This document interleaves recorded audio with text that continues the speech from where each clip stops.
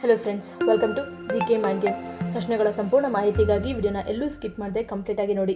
ಇವತ್ತಿನ ಪ್ರಶ್ನೆಗಳಲ್ಲಿ ಮೊದಲನೇ ಪ್ರಶ್ನೆ, ಪುರುಷರ ಶಿಶ್ನವನ್ನು ಮೂಳೆಯನ್ನಾಗಿ ಮಾಡುವಂತಹ ಕಾಯಿಲೆ ಯಾವುದು?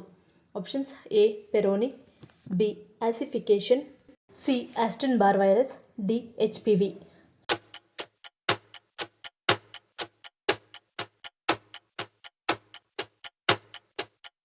ಸರಿಯಾದ ಉತ್ತರ ಆಪ್ಷನ್ ಬಿ ಆಸಿಫಿಕೇಶನ್.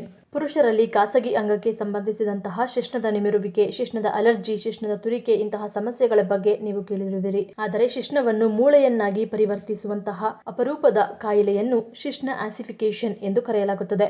ಶಿಶ್ನದ ಮೃದು ಅಂಗಾಂಶಗಳಲ್ಲಿ ಕ್ಯಾಲ್ಸಿಯಂ ಲವಣಗಳು ಸಂಗ್ರಹವಾದಾಗ ಈ ಅಸಂಗತತೆ ಸಂಭವಿಸುತ್ತದೆ. ಇದು ಮೂಳೆಯ ರಚನೆಯನ್ನು ರೂಪಿಸುತ್ತದೆ ಎನ್ನಲಾಗುತ್ತದೆ. ಶಿಶ್ನ ಆಸಿಫಿಕೇಶನ್ ಸ್ವತಃ ಅಪರೂಪವಾಗಿದ್ದರೂ ಇದು ಕೊನೆಯ ಹಂತದ ಮೂತ್ರಪಿಂಡ ಕಾಯಿಲೆ, ಪುನರಾವರ್ತಿತ ಆಘಾತ ಅಥವಾ ಚಯಾಪಚಯ ಅಸಹಜತೆಗಳು ಸೇರಿದಂತೆ ವಿವಿಧ ಅಂಶಗಳಿಂದ ಉಂಟಾಗುತ್ತದೆ. ಅಂಗಾಂಶಗಳ ಗಟ್ಟಿಯಾಗುವುದು ನಿಮಿರುವಿಕೆ ಅಸಾಮಾನ್ಯ ಕ್ರಿಯೆಗೆ ಕಾರಣವಾಗುತ್ತದೆ. ನಮ್ಯತೆ ಕಡಿಮೆಯಾಗಬಹುದು ಅಥವಾ ನಿಮಿರುವಿಕೆಯ ಸಮಯದಲ್ಲಿ ನೋವು ಉಂಟಾಗುತ್ತದೆ. ಎರಡನೇ ಪ್ರಶ್ನೆ, ಮಧುಮೇಹ ರೋಗಿಗಳಿಗೆ ಅತ್ಯಗತ್ಯವಾದ ಪೋಷಕಾಂಶ ಯಾವುದು?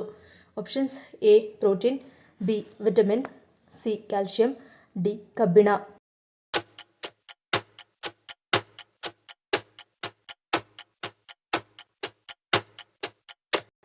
ಸರಿಯಾದ ಉತ್ತರ ಆಪ್ಷನ್ ಎ ಪ್ರೋಟೀನ್. ಮಧುಮೇಹ ರೋಗಿಗಳಿಗೆ ಪ್ರೋಟೀನ್ ಅತ್ಯಗತ್ಯ ಪೋಷಕಾಂಶವಾಗಿದೆ, ಏಕೆಂದರೆ ಇದು ಅಂಗಾಂಶಗಳನ್ನು ನಿರ್ಮಿಸಲು ಮತ್ತು ಸರಿಪಡಿಸಲು ಸಹಾಯ ಮಾಡುತ್ತದೆ. ಇದರಲ್ಲಿ ಮುಖ್ಯವಾಗಿ ಮಖಾನವು ಗಮನಾರ್ಹ ಪ್ರಮಾಣದ ಪ್ರೋಟೀನ್ ಅನ್ನು ಹೊಂದಿರುತ್ತದೆ. ಇದು ಹಸಿವನ್ನು ನಿಯಂತ್ರಿಸಲು ಸಹಾಯ ಮಾಡುತ್ತದೆ. ಮಖಾನದಂತಹ ಪ್ರೋಟೀನ್ ಭರಿತ ಆಹಾರಗಳಿಂದ ಶಕ್ತಿಯ ನಿಧಾನ ಬಿಡುಗಡೆಯು ರಕ್ತದಲ್ಲಿನ ಸಕ್ಕರೆ ಏರಿಳಿತವನ್ನು ತಡೆಯುತ್ತದೆ. ಮೂರನೇ ಪ್ರಶ್ನೆ, ಅತಿ ಹೆಚ್ಚು ಸಾಸಿವೆ ಉತ್ಪಾದಿಸುವ ಭಾರತೀಯ ರಾಜ್ಯ ಯಾವುದು? Options: A Kerala, B Maharashtra, C Rajasthan, D Bihar.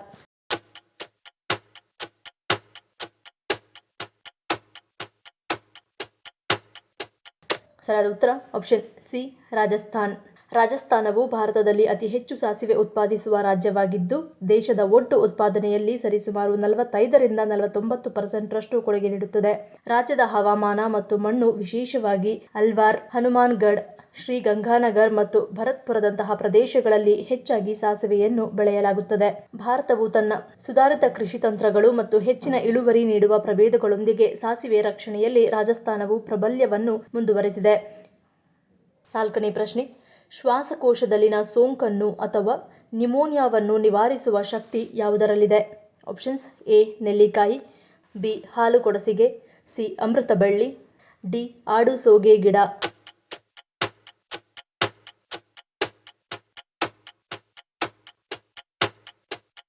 ಸರಿಯಾದ ಉತ್ತರ ಆಪ್ಷನ್ ಎ ನೆಲ್ಲಿಕಾಯಿ.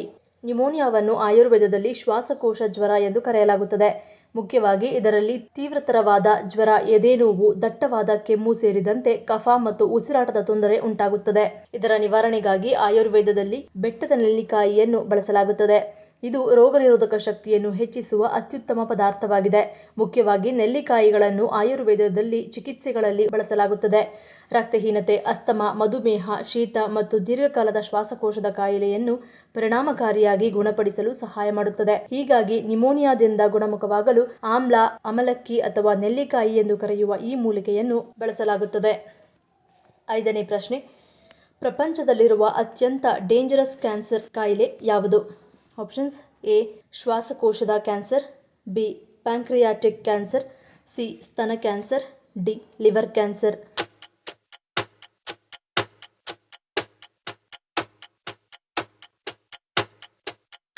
ಸರಿಯಾದ ಉತ್ತರ ಆಪ್ಷನ್ ಎ ಶ್ವಾಸಕೋಶದ ಕ್ಯಾನ್ಸರ್. ಬೀಡಿ, ಸಿಗರೇಟ್ ಸೇದುವವರಿಗೆ ಶ್ವಾಸಕೋಶದ ಕ್ಯಾನ್ಸರ್ ಬರುವ ಸಾಧ್ಯತೆ ಹೆಚ್ಚಾಗಿರುತ್ತದೆ. ಈ ಕ್ಯಾನ್ಸರ್ ಕೇವಲ ಇವರಿಗೆ ಮಾತ್ರ ಮೀಸಲಾಗಿಲ್ಲ. ಇನ್ನು ಅನೇಕ ಜನರಿಗೆ, ಅಂದರೆ ಹಾನಿಕಾರಕ ರಾಸಾಯನಿಕಗಳ ವಾತಾವರಣದಲ್ಲಿ ಬದುಕುತ್ತಿರುವವರಿಗೆ ಕೂಡ ಶ್ವಾಸಕೋಶದ ಕ್ಯಾನ್ಸರ್ ಬರುವ ಸಾಧ್ಯತೆ ಇರುತ್ತದೆ. ಕೆಲವರಿಗೆ ಅನುವಂಶೀಯವಾಗಿ ಕೂಡ ಇದು ಕಾಡುತ್ತದೆ.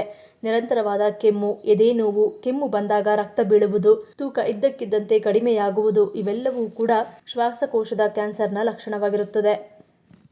ಆರನೇ ಪ್ರಶ್ನೆ, ಯಾವುದೇ ವ್ಯಕ್ತಿಗೆ ಹೊಂದಿಕೆಯಾಗದ ಗುಂಪಿನ ರಕ್ತವನ್ನು ನೀಡಿದರೆ ಏನಾಗುತ್ತದೆ? ಆಪ್ಷನ್ಸ್: ಎ ಅಲರ್ಜಿ, ಬಿ ರಕ್ತ ಸಮಸ್ಯೆ, ಸಿ ಹೃದಯ ಸಮಸ್ಯೆ, ಡಿ ಮೇಲಿನ ಎಲ್ಲವೂ.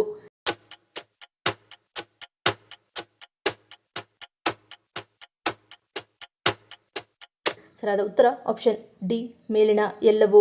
ಆಕಸ್ಮಿಕವಾಗಿ ರೋಗಿಯ ರಕ್ತಕ್ಕೆ ಹೊಂದಿಕೆಯಾಗದ ರಕ್ತದ ಗುಂಪಿನ ರಕ್ತವನ್ನು ವರ್ಗಾವಣೆ ಮಾಡಿದರೆ ಅವರ ದೇಹದಲ್ಲಿ ಅನೇಕ ಸಮಸ್ಯೆಗಳು ಉಂಟಾಗುತ್ತವೆ. ಇದು ನಿಮ್ಮ ರೋಗನಿರೋಧಕ ಶಕ್ತಿ, ಲಿವರ್ ಮತ್ತು ಮೂತ್ರಪಿಂಡಗಳ ಮೇಲೆ ಗಂಭೀರ ಪರಿಣಾಮವನ್ನು ಬೀರಬಹುದು. ದಾನಿಯ ರಕ್ತವು ರೋಗಿಯ ರಕ್ತದ ಗುಂಪಿಗೆ ಹೊಂದಿಕೆಯಾಗದಿದ್ದಾಗ ವಾಕರಿಕೆ, ಜ್ವರ, ಶೀತ, ಎದೆ ಮತ್ತು ಕೆಳಬೆನ್ನು ನೋವು ಮತ್ತು ಕಪ್ಪು ಮೂತ್ರದಂತಹ ರೋಗ ಲಕ್ಷಣಗಳು ಕಾಣಿಸಿಕೊಳ್ಳುತ್ತವೆ. ತಪ್ಪು ರಕ್ತದಿಂದ ಉಂಟಾಗುವ ರಕ್ತದ ಪ್ರಕ್ರಿಯೆಗಳು ಹೆಚ್ಚು ಗಂಭೀರವಾದ ಪ್ರಕರಣಗಳಲ್ಲಿ ಮೂತ್ರಪಿಂಡ ಅಥವಾ ಹೃದಯದ ಸಮಸ್ಯೆಗಳನ್ನು ಉಂಟುಮಾಡುತ್ತವೆ. ತಪ್ಪು ರಕ್ತದ ಗುಂಪಿನ ರಕ್ತ ವರ್ಗಾವಣೆಯು ವ್ಯಕ್ತಿಯ ದೇಹದಲ್ಲಿ ರಕ್ತ ಸಂಬಂಧಿತ ಸಮಸ್ಯೆಗಳನ್ನು ಉಂಟುಮಾಡುತ್ತದೆ. ಇದರಿಂದ ಆ ವ್ಯಕ್ತಿಯ ಸ್ಥಿತಿ ಗಂಭೀರವಾಗಬಹುದು. 7ನೇ ಪ್ರಶ್ನೆ.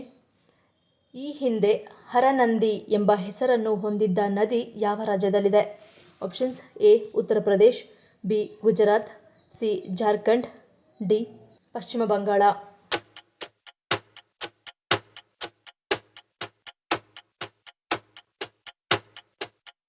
ಸರಿಯಾದ ಉತ್ತರ ಆಪ್ಷನ್ ಎ ಉತ್ತರ ಪ್ರದೇಶ್. ಉತ್ತರ ಪ್ರದೇಶದ ಪ್ರಮುಖ ನೀರಿನ ಮೂಲವಾಗಿರುವ ಹಿಂಡನ್ ನದಿಯನ್ನು ಒಮ್ಮೆ ಹರನಂದಿ ಎಂದು ಕರೆಯಲಾಗುತ್ತಿತ್ತು. ಇದು ಭಾರತೀಯ ಪುರಾಣ, ಇತಿಹಾಸ ಮತ್ತು ಧಾರ್ಮಿಕ ಸಂಪ್ರದಾಯಗಳಿಗೆ ಆಳವಾದ ಸಂಪರ್ಕವನ್ನು ಹೊಂದಿದೆ.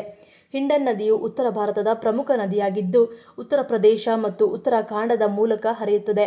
ಇದು ಸುದೀರ್ಘ ಇತಿಹಾಸವನ್ನು ಹೊಂದಿದೆ ಮತ್ತು ಒಂದು ಕಾಲದಲ್ಲಿ ಅದರ ಪ್ರಾಚೀನ ಹೆಸರು ಹರನಂದಿ ಎಂದು ಕರೆಯಲಾಗುತ್ತಿತ್ತು. ಈ ಹೆಸರು ಹಿಂದೆ ಅದರ ಸಾಂಸ್ಕೃತಿಕ ಮತ್ತು ಆಧ್ಯಾತ್ಮಿಕ ಮಹತ್ವವನ್ನು ಪ್ರತಿಬಿಂಬಿಸುತ್ತದೆ. 8ನೇ ಪ್ರಶ್ನೆ. ಮದ್ಯಪಾನದಿಂದ ಹಾನಿಗೊಳಗಾದ ಲಿವರ್ ಅನ್ನು ಗುಣಪಡಿಸುವ ಸಾಮರ್ಥ್ಯವನ್ನು ಹೊಂದಿರುವುದು ಯಾವುದು? ಆಪ್ಷನ್ಸ್: ಎ ಅಂಜೂರ, ಬಿ ಬಿಳಿ ಎಳ್ಳು, ಸಿ ಬೇವಿನ ರಸ, ಡಿ ಖರ್ಜೂರ.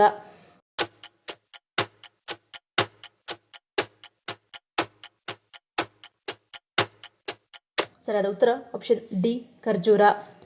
ಆಲ್ಕೋಹಾಲ್ ಯುಕ್ತ ಕೊಬ್ಬಿನ ಯಕೃತ್ತು ಪಿತ್ತಜನಕಾಂಗದ ಹಾನಿ ಮತ್ತು ಯಕೃತ್ತಿನ ಸಿರೋಸಿಸ್ ಆಲ್ಕೋಹಾಲ್ನಿಂದ ಉಂಟಾಗುವ ಸಾಮಾನ್ಯ ಕಾಯಿಲೆಗಳಾಗಿವೆ.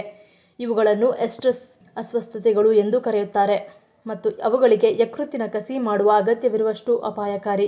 ಆಲ್ಕೋಹಾಲನ್ನು ಹೆಚ್ಚು ಸಮಯ ಸೇವಿಸಿದರೆ ಅದು ಹೆಚ್ಚು ಹಾನಿಯನ್ನುಂಟು ಮಾಡುತ್ತದೆ, ಆದರೆ ಆಯುರ್ವೇದದ ಸಹಾಯದಿಂದ ಈ ಹಾನಿಯನ್ನು ಸುಧಾರಿಸಬಹುದು. 10 ಗ್ರಾಂ ಖರ್ಜೂರ, 10 ಗ್ರಾಂ ಒಣದ್ರಾಕ್ಷಿ, ಕೋಕಂ 10 ಗ್ರಾಂ, ಹುಣಸೆಹಣ್ಣು 2 ಗ್ರಾಂ, ದಾಳಿಂಬೆ ಬೀಜಗಳು 10 ಗ್ರಾಂ, ಬೆಟ್ಟದ ನೆಲ್ಲಿಕಾಯಿ 10 ಗ್ರಾಂ. ಈ ಎಲ್ಲ ಪದಾರ್ಥಗಳನ್ನು ಚೆನ್ನಾಗಿ ರುಬ್ಬಿಕೊಳ್ಳಬೇಕು. ಪೇಸ್ಟ್ ರೀತಿ ಆದಾಗ ಅರ್ಧ ಲೀಟರ್ ನೀರಿಗೆ ಹಾಕಿ ಕರಗಿಸಿ ಪೇಸ್ಟ್ ಹಾಕಿರುವ ನೀರನ್ನು ದಿನವಿಡೀ 50-50 ಮಿಲಿ ಕುಡಿಯಬೇಕು. ಹೀಗೆ ಕುಡಿಯುವುದರಿಂದ ಯಕೃತ್ತಿನ ಹಾನಿ ಕ್ರಮೇಣ ಕಡಿಮೆಯಾಗಲು ಪ್ರಾರಂಭಿಸುತ್ತದೆ. 9ನೇ ಪ್ರಶ್ನೆ. ಯಾವ ಸಮಸ್ಯೆ ಇರುವವರು ತಪ್ಪದೇ ಸೇಬನ್ನು ತಿನ್ನಬೇಕು ಎನ್ನುತ್ತಾರೆ? ಆಪ್ಷನ್ಸ್: ಎ ಹೃದಯಾಘಾತ, ಬಿ ಮೂತ್ರಪಿಂಡ, ಸಿ ಬಿಪಿ, ಡಿ ಯಕೃತ್.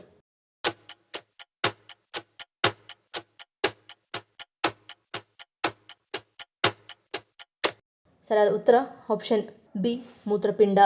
ಸೇಬಿನಲ್ಲಿ ಉರಿಯೂತದ ಗುಣಲಕ್ಷಣಗಳು, ಫೈಬರ್ ಮತ್ತು ವಿಟಮಿನ್ಗಳು ಸಮೃದ್ಧವಾಗಿವೆ. ಇದು ಕೊಲೆಸ್ಟ್ರಾಲ್ ಅನ್ನು ಕಡಿಮೆ ಮಾಡುತ್ತದೆ, ಮಲಬದ್ಧತೆಯನ್ನು ತಡೆಯುತ್ತದೆ ಮತ್ತು ಮೂತ್ರಪಿಂಡಗಳನ್ನು ಆರೋಗ್ಯವಾಗಿರಿಸುತ್ತದೆ. ಸೇಬುಗಳನ್ನು ಹಸಿಯಾಗಿ ಬೇಯಿಸಿ ಅಥವಾ ಜ್ಯೂಸ್ ರೂಪದಲ್ಲಿ ಸೇವಿಸುವುದು ಹೆಚ್ಚು ಪ್ರಯೋಜನಕಾರಿಯಾಗಿದೆ. ಈ ರೀತಿ ನಿಯಮಿತವಾಗಿ ಸೇಬನ್ನು ತಿನ್ನುವುದರಿಂದ ನಿಮ್ಮ ಮೂತ್ರಪಿಂಡದ ಆರೋಗ್ಯವನ್ನು ಕಾಪಾಡಿಕೊಳ್ಳಬಹುದು. 10ನೇ ಪ್ರಶ್ನೆ. ಭಾರತದ ವಾಟರ್ ಮ್ಯಾನ್ ಎಂದು ಯಾರನ್ನು ಕರೆಯುತ್ತಾರೆ?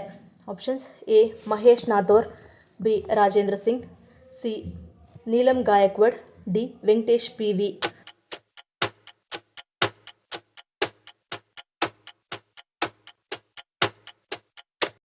ಸರಿಯಾದ ಉತ್ತರ ಆಪ್ಷನ್ ಬಿ ರಾಜೇಂದ್ರ ಸಿಂಗ್.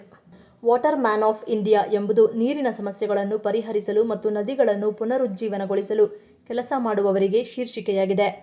ಈ ಮೂಲಕ ಭಾರತದ ವಾಟರ್ ಮ್ಯಾನ್ ಎಂದು ಕರೆಯಲ್ಪಡುವ ರಾಜೇಂದ್ರ ಸಿಂಗ್ ರಾಜಸ್ಥಾನದ ಪ್ರಸಿದ್ಧ ಜಲ ಸಂರಕ್ಷಣಾಕಾರರಾಗಿದ್ದಾರೆ.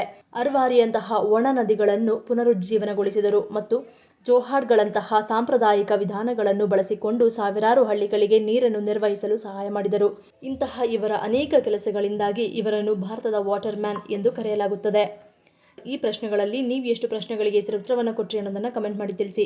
ಈ ವಿಡಿಯೋ ನಿಮಗೆ ಇಷ್ಟ ಆಗಿದ್ರೆ ಮರಿದೇ ಲೈಕ್ ಮಾಡಿ, ಶೇರ್ ಮಾಡಿ, ಸಬ್ಸ್ಕ್ರೈಬ್ ಮಾಡಿ. ನನ್ನ ಚಾನಲ್ನ ಇನ್ನೂ ಸಬ್ಸ್ಕ್ರೈಬ್ ಮಾಡಿದೆ ಹಾಗೆ ವಿಡಿಯೋಸ್ ನೋಡ್ತಿದ್ರೆ ಪ್ಲೀಸ್ ಸಬ್ಸ್ಕ್ರೈಬ್ ಮಾಡಿ, ಸಪೋರ್ಟ್ ಮಾಡಿ. ಮತ್ತೊಂದು ಇಂಟ್ರೆಸ್ಟಿಂಗ್ ವಿಡಿಯೋನಿಗೆ ಸಿಗ್ತೀನಿ. Until love you all, take care.